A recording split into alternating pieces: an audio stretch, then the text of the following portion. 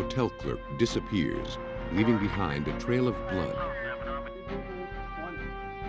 Investigators have their suspect, but without a victim, what can they charge him with?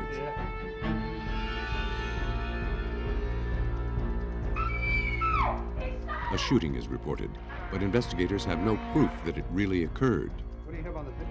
Until they can sift fact from fiction, they haven't got a case. Is a missing sofa the key to a woman's disappearance? The prosecution can't rest until it can make sense of a series of odd clues. Murder is usually the most obvious of crimes. The victims' bodies mute witnesses to violence. But their silent testimony may go unheard when they disappear without a trace.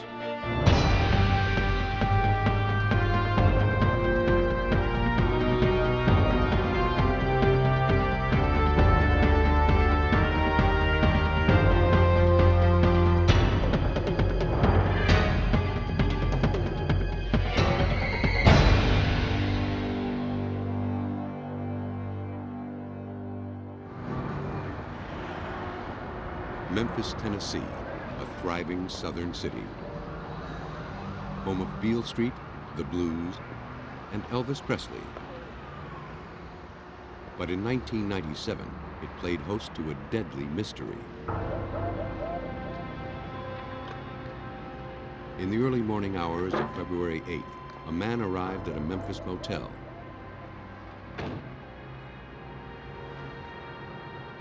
He became concerned when calls to the front desk went unanswered. He went to check it out. Hello? The clerk appeared to be missing. Hello? He didn't see anyone in the lobby, but there was blood on the counter.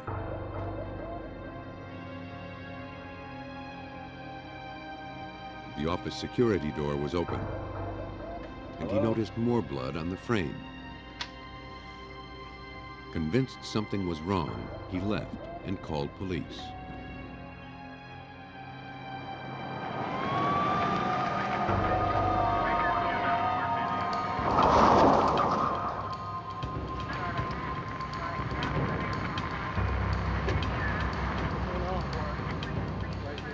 When Memphis police arrived, they discovered blood outside the motel entrance. Smearing indicated something had been dragged across the pavement.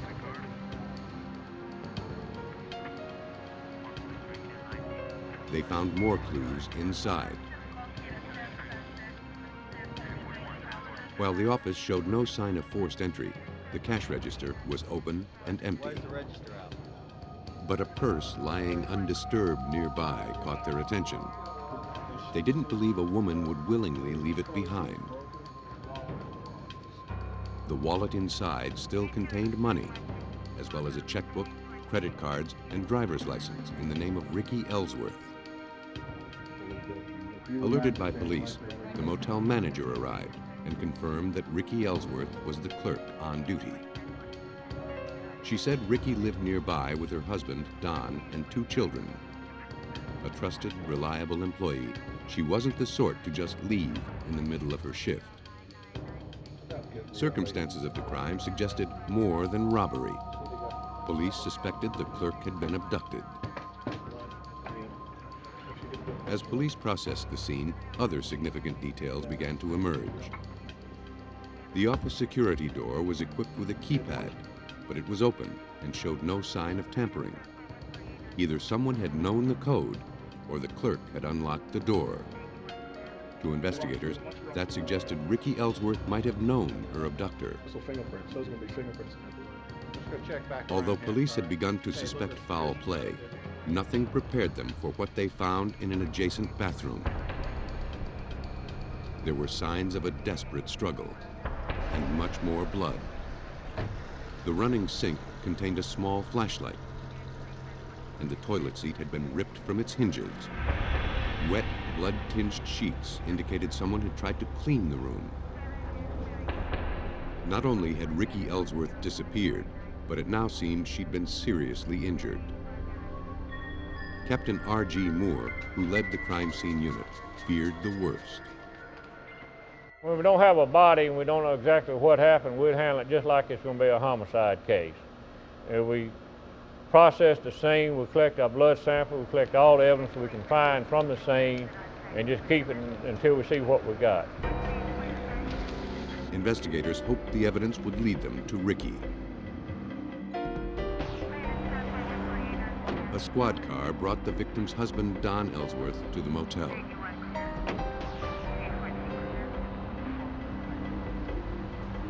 He said he and Rikki were happily married. He told police his wife was a kind person who worked with a Christian prison ministry in her spare time. Every Christmas, she baked pies for the prisoners. But Ellsworth said their marriage hadn't always been so tranquil. They'd once separated for 2 years, and she'd gotten involved with a man who assaulted her and went to prison for it. Ellsworth said the man's name was Michael Rimmer. After finishing at the scene, the investigators returned to the station to conduct a background check on Michael Rimmer. What they found in the files was chilling. Rimmer was a high school dropout with a history of drug problems and violence. In 1989, he was convicted of robbing and brutally assaulting Rikki Ellsworth. Details of Rimmer's previous assault on Rikki raised Detective Robert Shemwell's suspicions. His actions at that crime basically mirrored what was happening here at the motel with the cleaning up, or attempt to clean up the evidence. We immediately began looking for Michael Rimmer. Meanwhile, detectives narrowed the time frame for Rikki's disappearance. They found a couple who had checked in with her at 1:15 a.m. But when 2 others tried to check out around 2:30, she wasn't there.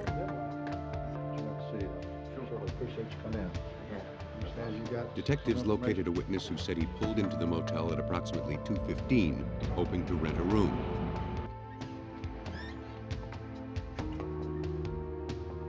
But he saw a man with bloody knuckles behind the counter and left without registering. He also noticed a 4-door maroon car backed up to the curb, its trunk and doors open. Based on his description, police put together a composite of the man at the motel. Using an identikit, a collection of facial parts and features that can be assembled as needed, the suspect's face came together. It resembled Michael Rimmer. Detectives then asked the witness to look through an album of more than 50 mugshots, including Rimmer's. Their hopes were dashed when he couldn't positively identify Rimmer as the man with the bloody knuckles. Detectives learned from a co-worker that Rikki had recently gotten a birthday card from a Michael in Mississippi. She took the card into the back office to read, but became angry and threw it away. It was becoming clear to detectives that if they wanted to find Rikki Ellsworth, they needed to find Michael Rimmer. They started at the auto repair shop where he worked. Nobody had seen him since Friday, the day before Rikki disappeared. He'd left his tools and paycheck behind. One more critical fact emerged. When we got to talking to the employees there, this same maroon 4-door vehicle was described as being Michael Rimmer's car. So then we decided we need to track down and find out where Michael Rimmer got this 4-door maroon vehicle. It wasn't registered to Rimmer. If it wasn't his, detectives wondered where he'd gotten it. His co-workers sent detectives to another friend of Rimmer's who told them that his own maroon 4-door car had been stolen a month earlier, shortly after he'd last seen Rimmer.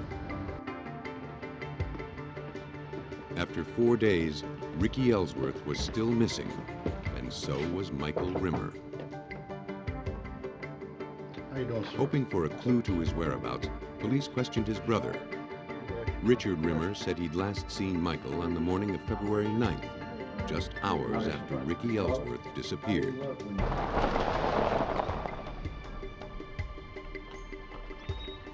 Michael had seemed exhausted when he arrived in the maroon car around 9:30 a.m. He asked Richard if he knew how to remove a blood stain from the back seat. Then, Michael pulled a muddy shovel from the car and scraped mud from his boots. Richard also told police that Michael claimed Rikki bought the car for him. She had visited Rimmer in prison after he claimed he'd found God. And Richard knew the two had met after his release. But somewhere along the line, the friendship soured. By now, 2 weeks had passed, and still nobody had seen or heard from Rikki Ellsworth. Detectives had lost hope of finding her alive, and their prime suspect, Michael Rimmer, still eluded them. They would have to find him and the stolen car if they had any chance of proving murder. I issued a theft of property warrant on Michael Rimmer and indicated in that warrant that when he was located, or if that vehicle was located, that it was to be held for the Memphis Homicide Unit and processed. Detectives got a promising lead from one of Rimmer's former cellmates. He said Rimmer spoke of killing Rikki and burying her in Mississippi after he got out of prison. Rimmer's former girlfriend told detectives of a wooded area called Plantation Point near Arca-Butler Lake in Mississippi. It was 45 minutes from Memphis. She said Rimmer liked to go there. Detectives headed to Plantation Point. They combed the area on foot, but didn't find anything. Then they called in blackwater divers from the Shelby County Search and Rescue Unit. Specially trained to operate by touch in dark, murky black water, the divers searched the lake. They didn't find anything either. Detectives were thoroughly frustrated. They'd chased down every witness and lead, but were no closer to solving the case or finding Rikki Ellsworth or Michael Rimmer. Now they'd run out of options. In Memphis, nearly a month had passed with no progress in the potential homicide case. In early March, detectives got a phone call from Johnson County, Indiana. A sheriff's deputy there had stopped a maroon car for speeding. When he ran a check on the license plate, he discovered the car was stolen and there was a warrant for the driver. Michael Rimmer, sought for crimes including robbery and possible murder, had been arrested during a routine traffic stop. Detectives flew to Indiana, prepared to finally question Rimmer and examine the car for evidence. After obtaining a warrant, forensic investigators with the Johnson County Crime Unit searched the car. They hoped for solid evidence, but never expected to find what they did. Numerous receipts, hotel receipts, pawn shop receipts, restaurant receipts, showing Mike's every step from the day Rikki came up missing till his actual apprehension. Investigators tested the stained back seat for human blood. Results were positive. It was their first physical evidence to suggest a connection between Rimmer and the crime. Memphis detectives questioned Michael Rimmer over the next 2 days. He denied stealing the car or having anything to do with Rikki's disappearance. So far, all their evidence was circumstantial. Without Rikki's body, there was only one way to link Rimmer to her murder. The blood from the rear of the vehicle Michael Rimmer was occupying and the blood from the scene matched. We had a problem though. We had to determine or show somehow that that blood was Rikki Ellsworth's blood. They had one chance, a reverse paternity DNA test which uses the combined DNA traits passed on from parents to determine the DNA characteristics of their children. Forensic scientists compared blood from Rikki's mother to samples from the crime scene and the maroon car. They matched. The test established a 16 million to 1 probability that blood from the car and motel came from an offspring of Rikki's mother. It was the final link police needed to prove murder. Michael Rimmer's guilt was written in blood. Based on evidence, police believe they know what happened on February 8th. Michael Rimmer drove to the motel sometime around 1:30 a.m., knowing Rikki Ellsworth would be alone.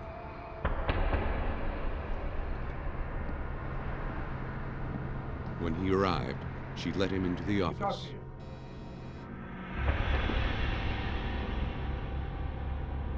There, Rimmer exploded into violence, attacking her, then wrapping her body in sheets.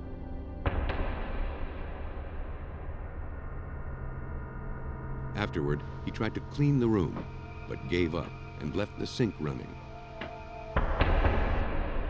Dragging Rikki to his car, Rimmer made his escape. Although her body was never found, police believe Rikki Ellsworth is buried somewhere near Arca Butler Lake. Michael Rimmer was convicted of first-degree murder and sentenced to death. While no body was ever found in the Rimmer case, police used blood evidence to prove murder.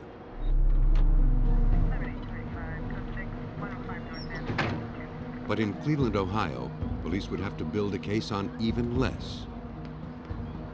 On Saturday, December 15, 1984, Cleveland police were called to the home of Ernestine Campbell.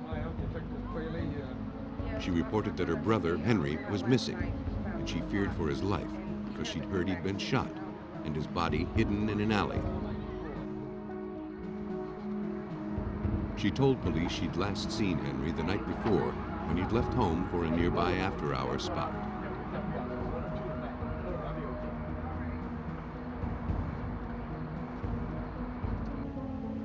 Officers searched the alley, but didn't find a body.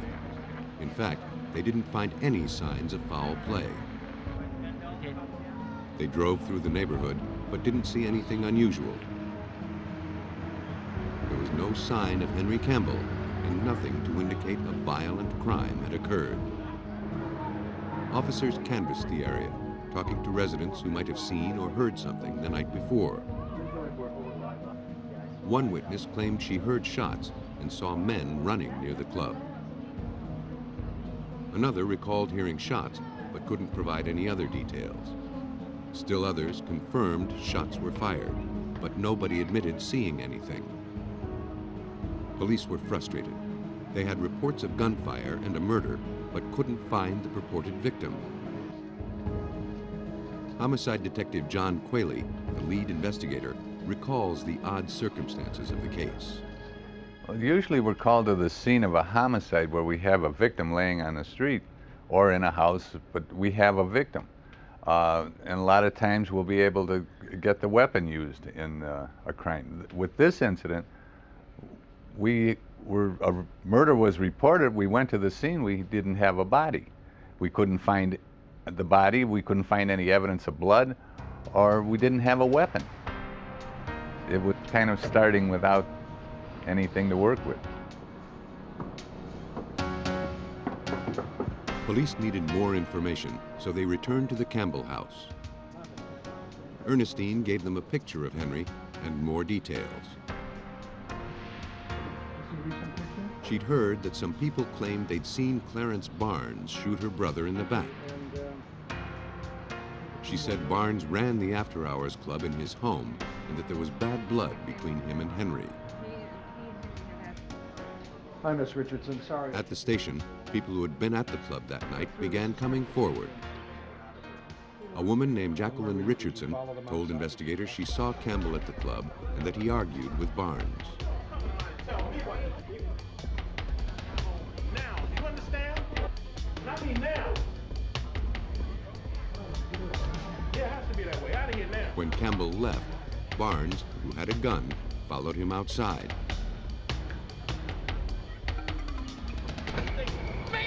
You better get off me, man. I told you to stay out of my... She said the two men were joined by a third and walked out of her sight.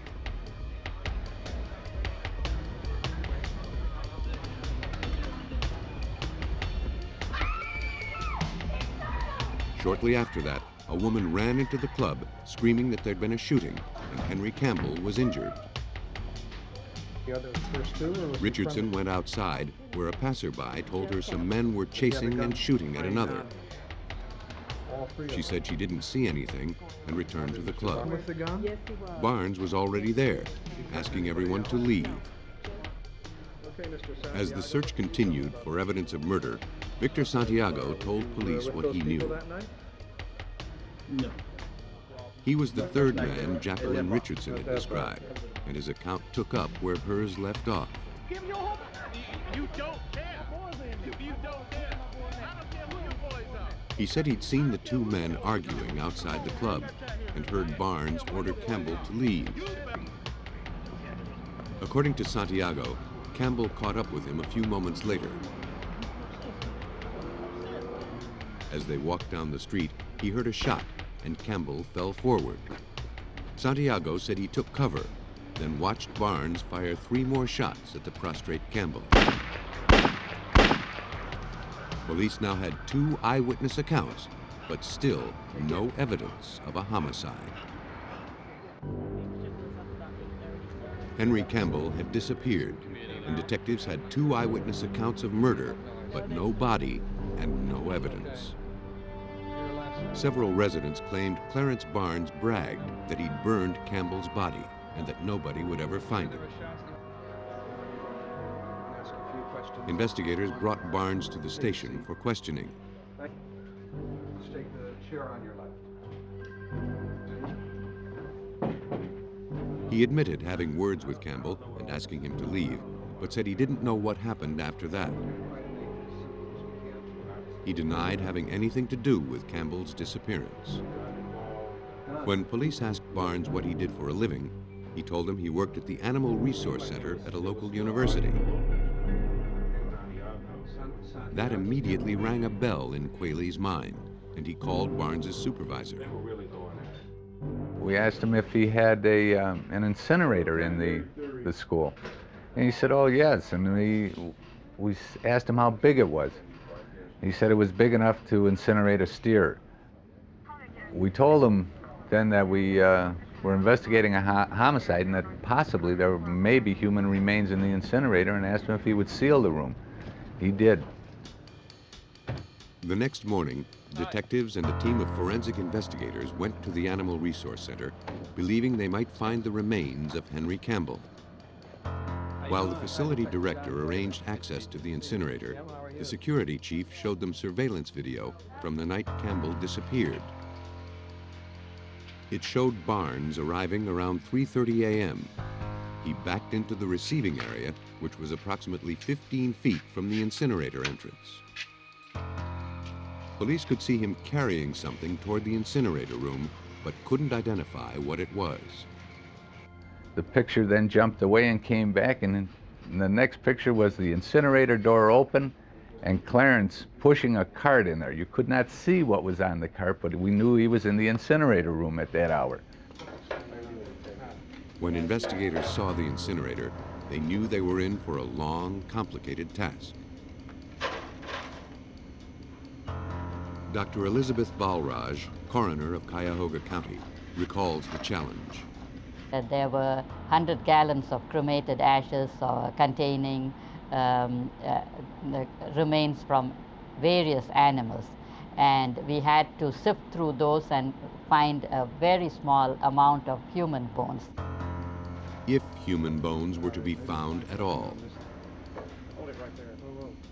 The team began the painstaking process of sifting through the incinerator contents. Using a fine mesh screen, they collected fragments of bone and other unburned debris. Though most of the fragments were tiny and charred, some appeared to be human, including a vertebra, mandible, and part of a pelvis. They also found a piece of melted lead. Its size and mass were consistent with a .38 caliber bullet. It was the first solid evidence of murder. Although investigators believed they'd found Henry Campbell, their case would go up in smoke if they couldn't prove it. They turned to Dr. C. Owen Lovejoy, a biological anthropologist at Kent State University and an expert at identifying altered or damaged remains. He applied his skills to making a positive identification from the incomplete and severely damaged bone fragments. Lovejoy concurred with Dr. Balraj that approximately 160 of the recovered bones were human. The next step was determining whether they came from one person and whether that person was Henry Campbell. The process would be complicated by their condition. Here, the pieces of the puzzle, all of the edges had been frayed, as you will, by the cremation process. And so none of the pieces fit together, and we had to look at them in an isolated state. After a thorough inventory of the fragments, Lovejoy determined that portions of an entire skeleton were present. No bones were duplicated. That told Lovejoy the remains came from a single individual. But was it Henry Campbell? Next, he would try to establish specifics about the individual. Investigators had recovered part of the pelvis, which is diagnostic for both sex and age. Lovejoy concluded the remains belonged to a male, approximately Henry Campbell's age. While detectives were closer to proving they'd found Campbell, they needed positive identification. But Lovejoy couldn't give them that, not without more to go on. Whenever we have a candidate individual that we believe the skeletal remains might match, what we do is we try to get a premortem X-ray. Investigators delivered existing X-rays of Henry Campbell to Dr. Lovejoy. Could they help him prove murder? As Cleveland detectives sought to identify the bones found in the incinerator, Dr. Owen Lovejoy compared post-mortem X-rays and bone fragments with Campbell's radiographs. He focused on the skull, hand, and mandible. One recovered cranial fragment had a BB embedded in it. That matched an X-ray taken when Henry Campbell had accidentally been shot years earlier. Lovejoy also identified shared characteristics between Campbell's other X-rays and corresponding bone fragments. But he found the most compelling correlations in the lower mandible, or jawbone. And the outline of that jaw, the details of the bone structure, and the details of the root areas where the teeth had been prior to death, all were configured in such a way that they indicated that this was a positive identification. Since the jaw figured so prominently in that identification, Dr. Elizabeth Robinson, the team's forensic odontologist, reviewed Lovejoy's conclusions. In her opinion, two significant findings bolstered his analysis. The end of the jawbone was flat, a unique defect present in Henry Campbell's jaw. A second anomaly, an area of intense calcification, clinched the identification.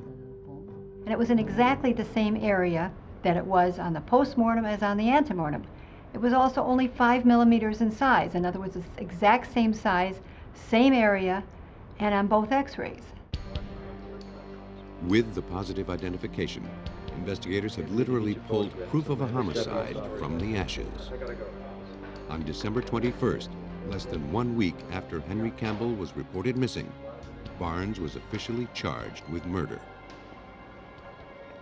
Based on the evidence, police believe Barnes followed Campbell from his after-hours club, shot him, then hid his body. Later that night, Barnes took Campbell's body to the Animal Resource Center, where he incinerated it. In April of 1985, Clarence Barnes pled guilty to the murder of Henry Campbell. He received 15 years to life for aggravated murder. In Cleveland, police had to sift their case from a pile of ashes. In Maryland, investigators followed a winding trail of clues to capture a killer. Rockville, Maryland, August 10, 1988. 17-year-old Kai Lau returned early from a California vacation at the behest of a family friend to check on his mother, Lisa Tsu. He hadn't heard from her in nearly a month, and others told him they hadn't heard from her either. That wasn't like his mother. When he and his mother's friend found no sign of Lisa in the house, they contacted police.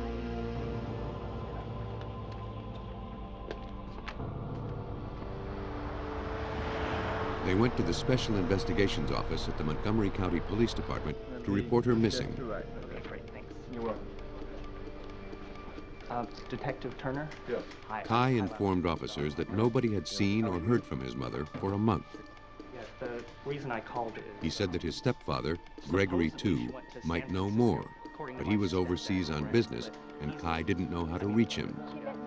Before Gregory left, he told friends that Lisa had flown to San Francisco to visit a friend in the hospital. For him to not talk to me for so long and all of us... Kai said it was unusual for his mother to go away without telling anyone except Gregory.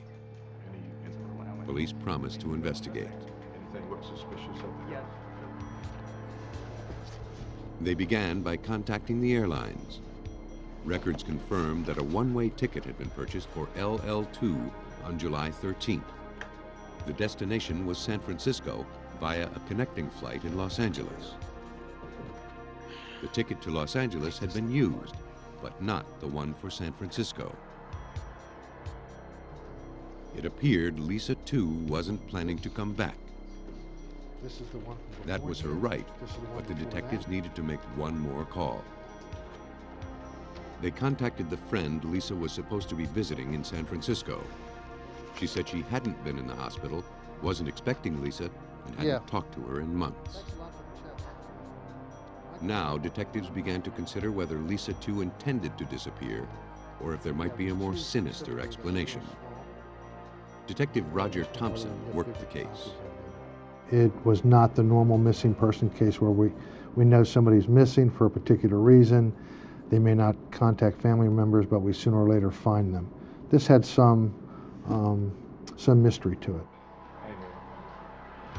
To find out more, detectives spoke to several of Lisa's friends and learned the Tsus had been married nearly 10 years. It was the second marriage for both, and Kai Lau was Lisa's son from her previous marriage. The Tsus had enjoyed the good life. Gregory was a successful restaurateur. In fact, one of his restaurants had been a favorite of Washington's elite. But it hadn't lasted. He'd suffered business reversals and lost his restaurants.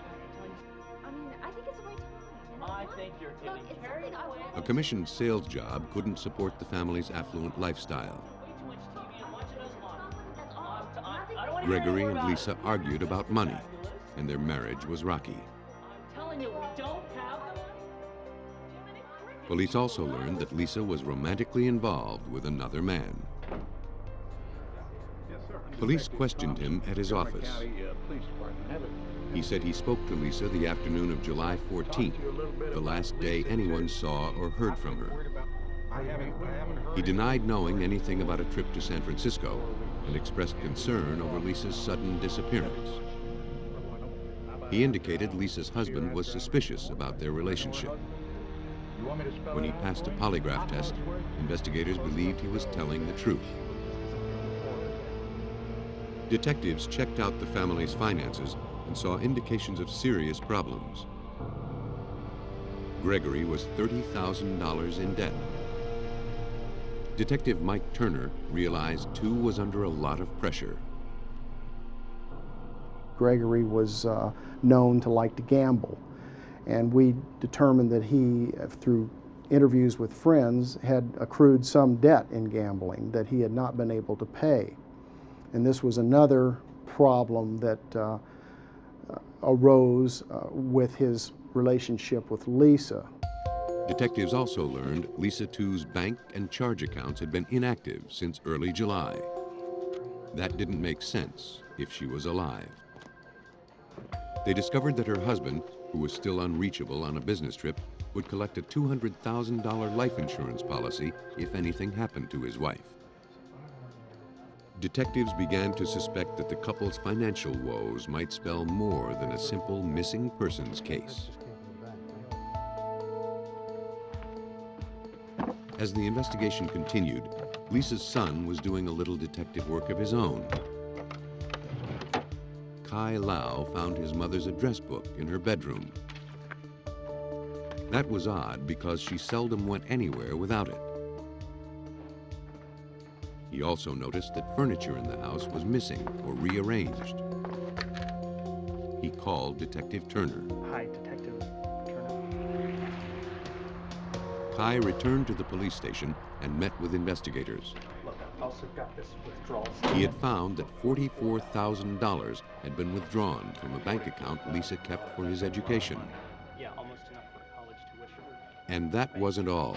Like I said, the money. Kai told police his stepfather's gun was missing and a sleep sofa had disappeared. He said his mother often slept on it when she and Gregory weren't getting along.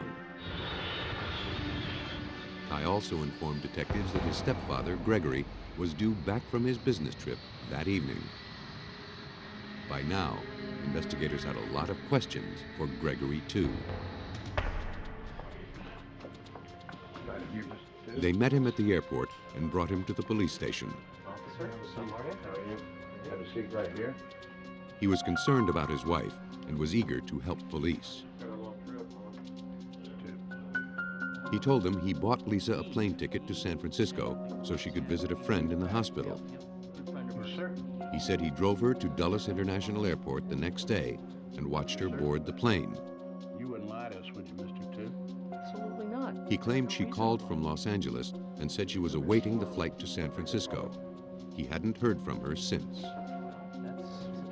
When they told him Lisa's friend wasn't sick and wasn't expecting her, he seemed surprised. That's what Lisa told me. Well, Then he offered another explanation. He claimed his wife was unhappy with her appearance and wanted plastic surgery. He said they'd argued about it in the past. He surmised that might have been the real reason for the trip. Lisa probably made up the story of a sick friend, realizing he wouldn't buy the ticket if he'd known the truth. When detectives inquired about the missing sofa, Tsu said it was infested with mice and he had it hauled away. He also said he threw the gun away after a well-publicized local incident where a homeowner shot some trespassers. He explained away the $30,000 debt as business and travel expenses. Tsu begged off further questions, saying he was tired from his long trip. Detectives agreed to continue the interview another day if Tsu would take a polygraph test. He agreed and promised to return the following Monday. Sure, you're pretty good. Okay. Thank you very much. Gregory Tsu didn't keep his appointment. He skipped town. To detectives, that seemed the act of a guilty man. We then felt that the suspicions that the family had, that we had put together since the initiation of the investigation, now had come to fruition, and we were looking probably at a homicide. Their suspicions about Gregory Tsu grew even more when Kai brought them an Air Express letter from California. In it, Gregory claimed he was in Los Angeles looking for Lisa.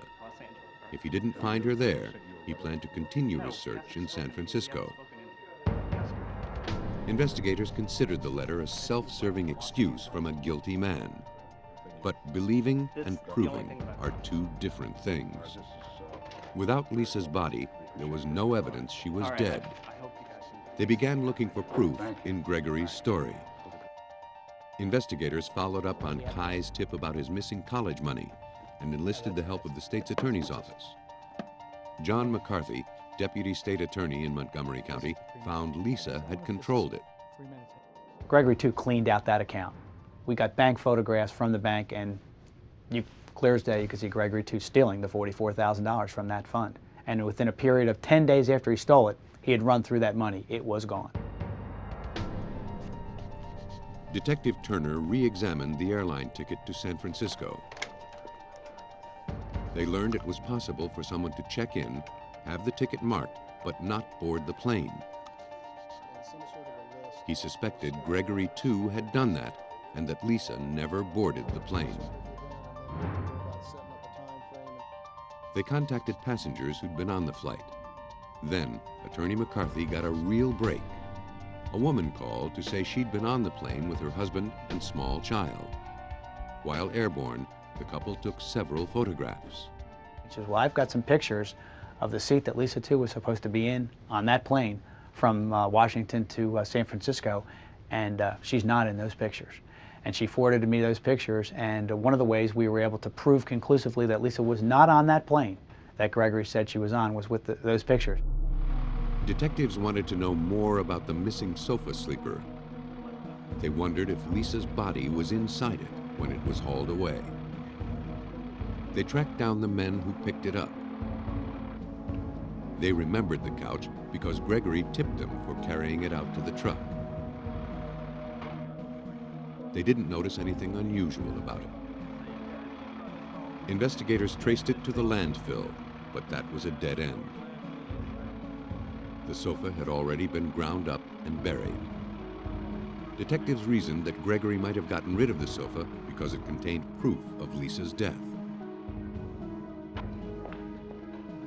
If that were true, there could be other evidence at the residence.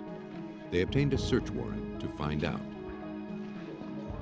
An examination of Gregory's car uncovered incriminating evidence.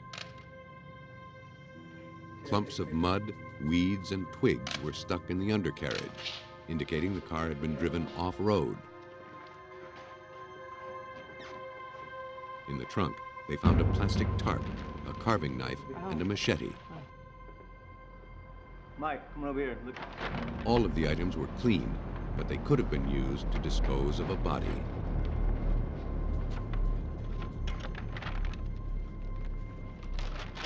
Inside the house, detectives found their first physical evidence of foul play. There were droplets of blood on a chair near the spot where the sofa had stood. But investigators suspected more might have been cleaned up.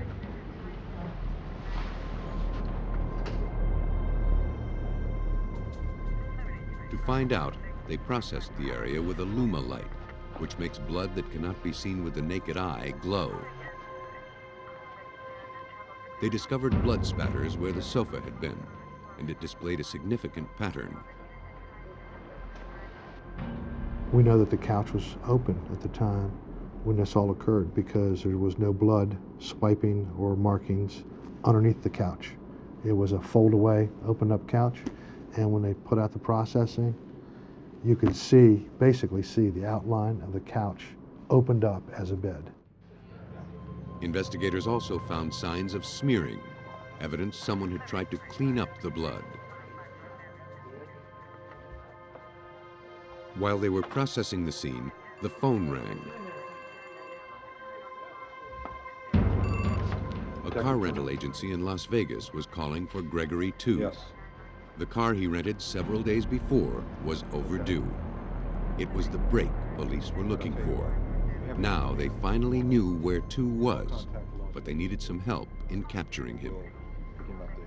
What I would like you to do is, if he calls in about the car in the next few days, or brings the car in, try to stall him, or if he calls in, tell him that you would like to replace the car with another car because this one needs reservice or whatever reason you can think of, or it's going to be resold, but somehow get him to come to the rental office to get another car. Hello, my name's Greg The Tsu. plan worked. Call me about turning my car in? Yes, mister, we have an upgrade for you. Just a minute, please. Okay. Yes, sir, I can On take Saturday, September 10th, he arrived at the car rental office. Yes, your car is ready. it. It is? Police arrested him on a fugitive warrant, nearly a month after he disappeared.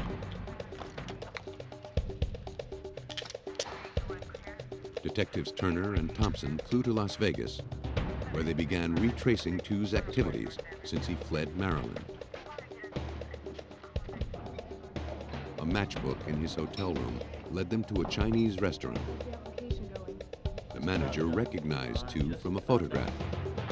She told investigators he had applied for a job, saying his wife was dead and he wanted to start a new life. Start a new life for myself. On the job application, he gave his name as Greg Sen. When the detectives returned home with Tsu, they called in a document examiner at the Maryland State Police Crime Lab. They knew Gregory had used aliases. They wanted to confirm whether the handwriting on the job application and other items he wrote matched the bank slip closing Kai Lau's college account. The stolen money would provide the motive for the more serious crime of suspected homicide. After providing known samples of Tsu's writing, detectives awaited the results of the document examination.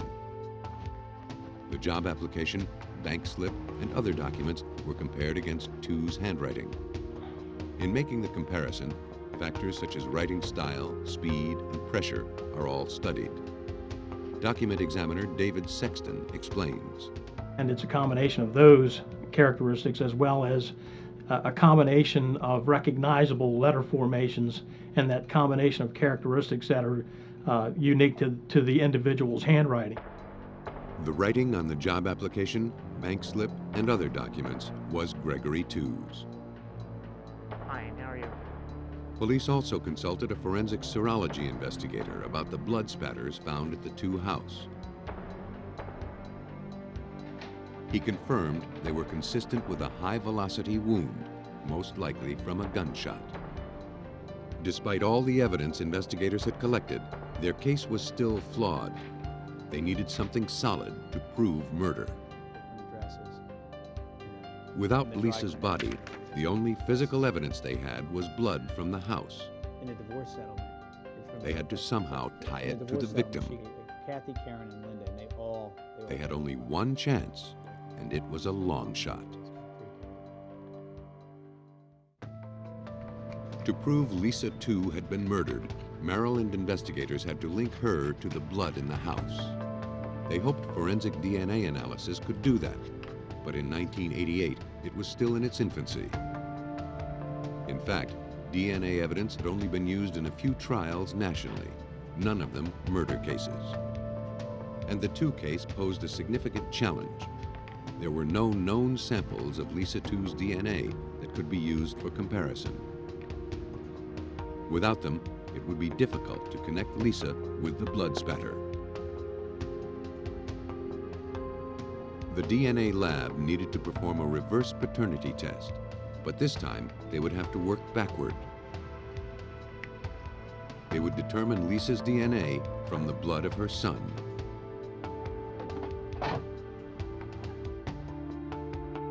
Because Kai Lau was a genetic combination of both his parents, scientists could, in theory, forensically subtract his father's DNA from his blood. What remained would be Lisa's DNA profile. Blood was drawn from Kai Lau and from his father in Hong Kong for comparison. By process of elimination, the lab confirmed with 98 to 99% accuracy that blood found at the Tsu house was Lisa's. With forensic DNA testing, detectives were able to prove homicide. Investigators believe Gregory Tsu was moved to murder by jealousy over his wife's affair and the prospect of solving his financial problems with her life insurance. They pieced together a likely scenario for the night of July 14th. There were indications that the couple had argued, perhaps over the affair, perhaps about money. Desperate and enraged, Gregory Tsu pulled his gun from the cabinet and shot Lisa. He then disposed of her body. Despite his protestations of innocence, Gregory Tsu was convicted of first-degree murder on November 21st, 1989. He is currently serving a life sentence. Lisa Tsu's body has never been found. Once, police had no chance of proving murder without a body. But today, they can make a case on forensic science, even when the victim has disappeared without a trace.